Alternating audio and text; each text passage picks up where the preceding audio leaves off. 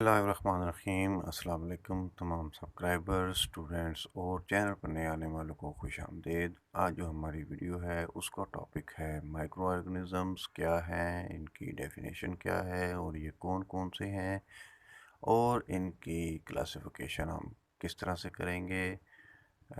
तो जिन लोगों ने अभी तक हमारे चैनल को सब्सक्राइब नहीं किया उनसे गुजारिश है कि हमारे चैनल को सब्सक्राइब कर दें, बेल आइकन को क्लिक कर दें ताकि आने वाली तमाम तर वीडियोस का नोटिफिकेशन आपको मिलता रहे।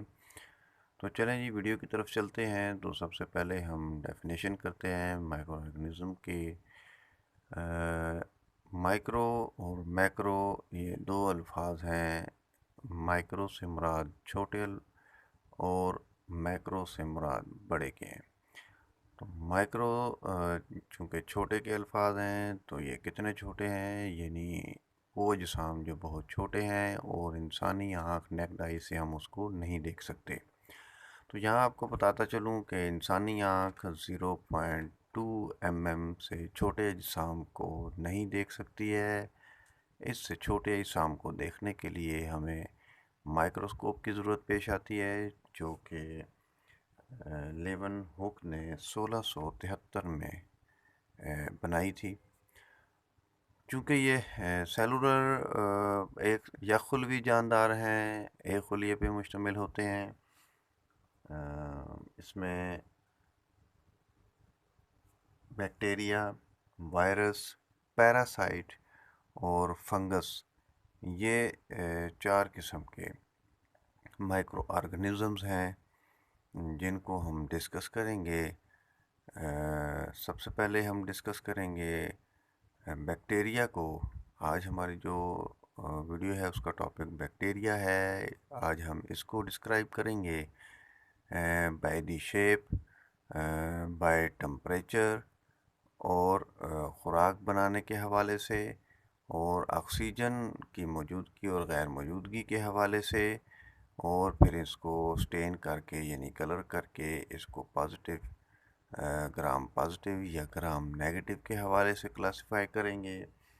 और मज़ीद हम इसकी शेप्स के हवाले से भी इसको डिवाइड करेंगे कि शेप के हवाले से इसकी कौन कौन से ग्रुप्स हैं। ठीक है जी। तो सबसे पहले हम इसको डिस्कस करेंगे कि इसकी शेप के हवाले से। तो फर्स्ट ऑफ ऑल यानी हम इसको देखें तो ऑलरेडी बैक्टीरिया के अंदर डीएनए और आरएनए दोनों मौजूद होते हैं। और इसकी जो शेप है ये गोल बेज़वी शक्ल में होते हैं। तो हम इनको सिंगल होने की सूरत में कोकाई कहेंगे। अगर ये दो मौजूद होते हैं तो इसको हम डिप्लोकोकाई कहेंगे। और अगर यही बैक्टीरिया जो ओवेल हैं, अगर ये तस्बीह के दानों की तरह अगर होंगे तो इनको हम स्टेप्टोकोकाई कहेंगे। और अगर ये अंगूर के गुच्छों की तरह गुच्छों की शक्ल में मौजूद होंगे तो हम इनको स्टेफ्लोकोकाई कहेंगे। इसमें जो दूसरी इसकी कंडीशन है उसमें ये रॉड शेप यानी लंबे होंगे, उसको हम बेसेलाई कहेंगे। तो बेसेलाई को भी हम मज़ीद आगे दो में डिवाइड करेंगे। एक को हम एसिड फास्ट बेसेलाई कहेंगे, यानी कि जो एसिड जो कलर ले लेते हैं वो एसिड डालने पे भी अपना कलर नहीं छोड़ते हैं, उनको एसिड फास्ट बेसेलाई कहते हैं। तो उसको भी हम आगे चल के डिस्क्राइब करेंगे। तीसरे नंबर पे इसमें कॉमा शेप हैं। जो कॉमा शेप बैक्टीरिया हैं उनको हम विब्रियो कहते हैं। कॉमे की तरह इनकी शक्ल होती है। और नेक्स्ट जो इसकी चौथे नंबर पे जो इसकी शक्ल है वो स्पायरल नुमा यानी स्प्रिंग नुमा होती है। ठीक है जी। इनको हम स्पायरोचीट्स भी कह सकते हैं, जिस तरह के सिफिलिस डिज़ीज़ का जरासूमा होता है। तो ये इनके शेप के हवाले से, अशकाल के हवाले से इसकी क्लासिफिकेशन है।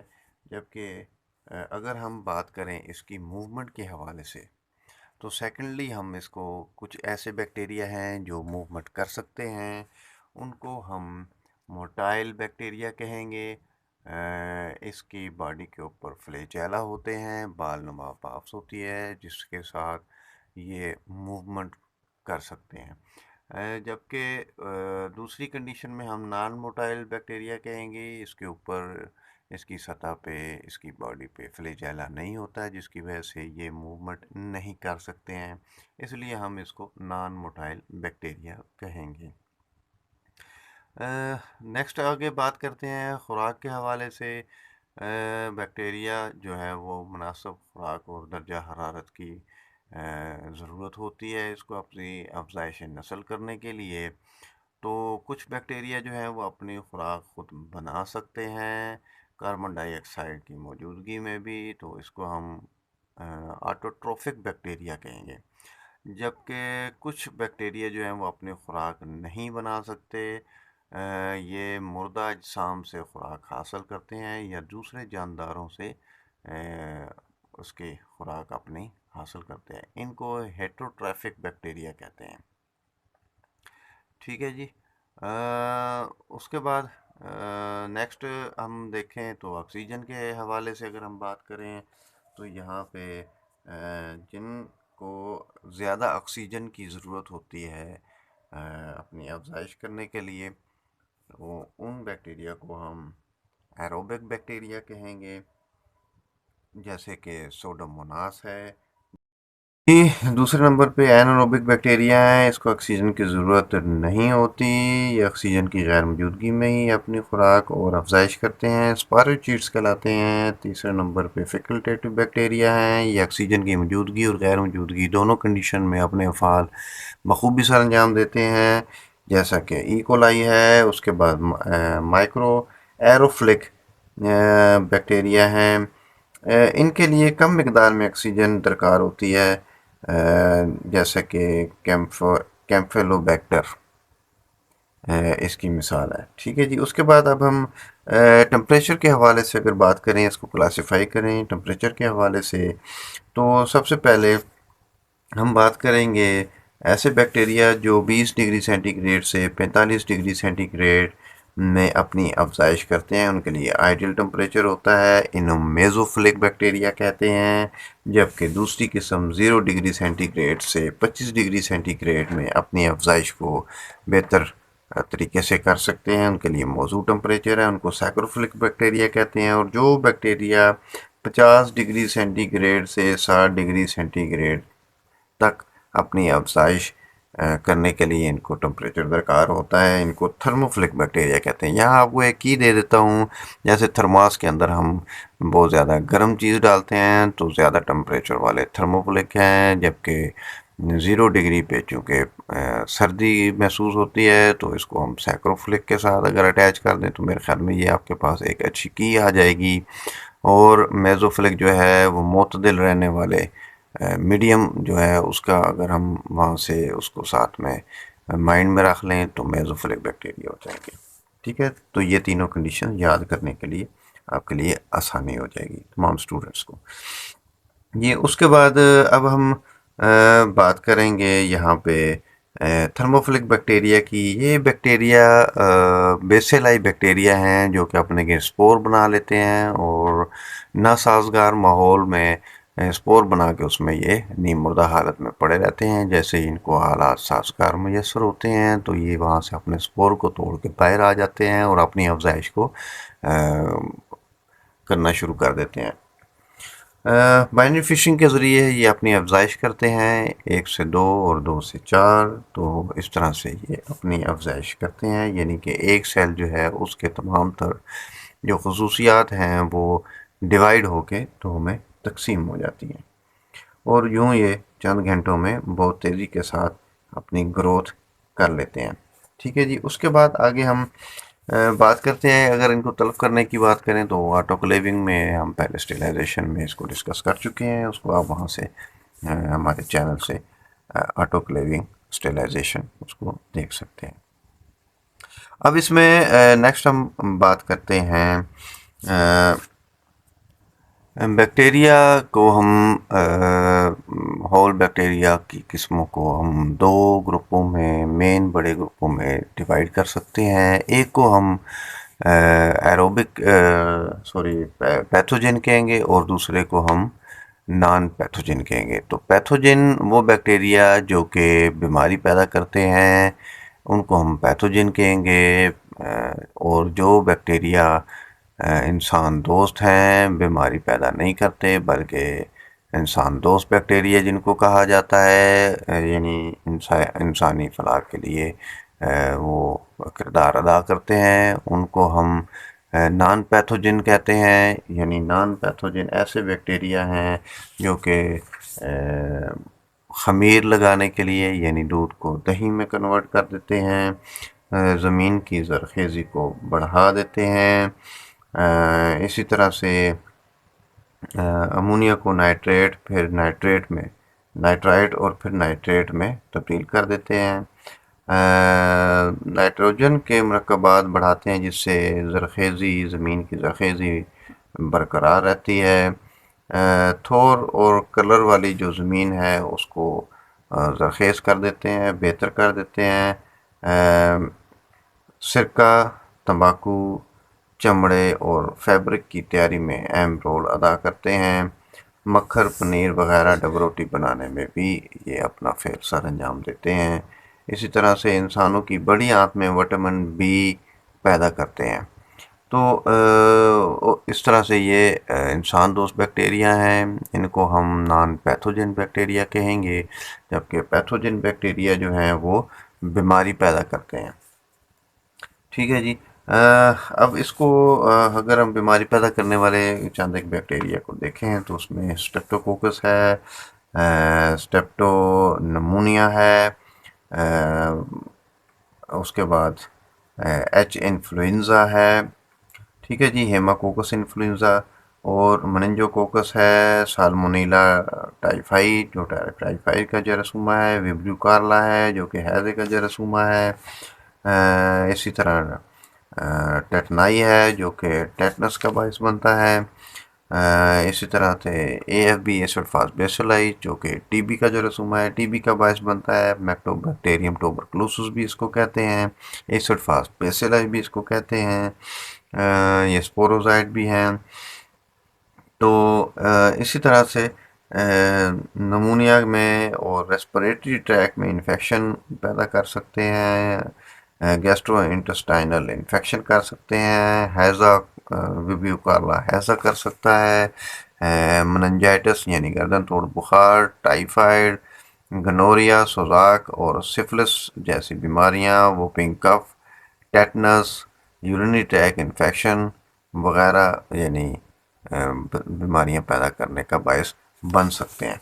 जी आगे हम बात करते हैं इसको लैब के अंदर डायग्नोज करने की। तो इसको लैब के अंदर किस तरह से डायग्नोज किया जाएगा। तो लैब के अंदर जब हम इसको डायग्नोसिस की बात करते हैं तो सबसे पहले हम देखते हैं कि हम चूँकि इसको माइक्रोस्कोप में कलर किए बगैर नहीं देख सकते हैं, तो देखने के लिए हम जो तरीका इख्तियार करेंगे उसमें ये 1883 में हैंस क्रिस्टियन ग्राम नामी एक साइंटिस्ट था जिसने जो एक टिश्यूज़ पे काम कर रहा था। जो पेशेंट नमूनिया से मर गया था उसके फेफड़ों से टिश्यूज़ को हासिल करके उस पर ये काम कर रहा था। तो फिर बाद इसने 1884 में ये तरीक़ाकार जो था इसको इसने पब्लिश कर दिया और इसके नाम से इसको ग्राम स्टेनिंग कहा गया। ये बर्लिन के अंदर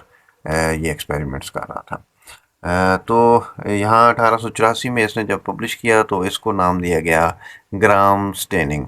तो ग्राम स्टेनिंग में जब हम स्टेन करते हैं तो मज़ीद हम बैक्टीरिया को दो ग्रुपों में डिवाइड कर देते हैं। एक को हम कहते हैं ग्राम पॉजिटिव बैक्टीरिया जिनके ऊपर नीला रंग आ जाता है क्रिस्टल वायलेट का, मिथाइल वायलेट का। तो सेकंड जो उसमें कंडीशन है वो रेड कलर के बैक्टीरिया होते हैं जिनको हम ग्राम नेगेटिव बैक्टीरिया कहते हैं। इसी तरह बाद में उसका दूसरा तरीका जो है, उसमें दो जर्मन साइंसदान डॉक्टर थे, फ्रांज ज़ेल। इसका जो 1859 से 1926 तक का इसका पीरियड है, जबकि ये बैक्टीरियोलॉजिस्ट था। और दूसरे नंबर पे फ्रेडरिच नेल्सन, ये 1854 से 1894 तक इसका पीरियड था। ये पैथोलॉजिस्ट था।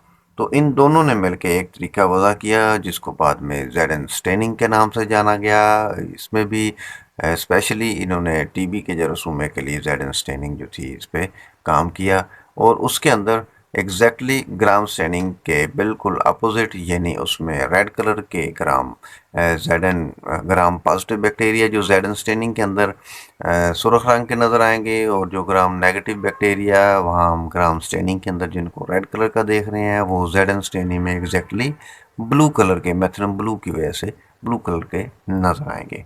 ठीक है जी। तो इनको हम वहाँ से देख सकते हैं, ग्राम पॉजिटिव और ग्राम नेगेटिव, जबकि ज़ेडन स्टेनिंग में इसका जो अपोजिट कलर स्कीम हो जाएगी। ठीक है जी। ये बताते चलें आपको, जो बैक्टीरिया है इसका बेसिकली जो साइज़ है 0.001 माइक्रोन, या इसको 1.0 मिली माइक्रोन कहेंगे। अगर इसको हम एग्जैक्टली कहें तो ये 1 नैनो माइक्रोन इसका साइज़ बैक्टीरिया का होता है। ठीक है जी। तो ये थी आज की हमारी बैक्टीरिया के हवाले से वीडियो। इंशाल्लाह नेक्स्ट वीडियो में हम माइक्रो ऑर्गेनिज्म के सेकंड जो नेक्स्ट हम इसमें वायरस के बारे में बात करेंगे, फंगस और पैरासाइट के बारे में भी बात करेंगे। तो अभी आप हमारे चैनल को सब्सक्राइब कर लें, बेल आइकन को क्लिक कर लें। अगर वीडियो पसंद आई है तो इसको लाइक ज़रूर करें। वीडियो मुकम्मल देखने का बहुत शुक्रिया। नेक्स्ट वीडियो तक इजाज़त दें, अपना ख्याल रखें, और नेक्स्ट वीडियो भी ज़रूर देखें। अल्लाह हाफिज़।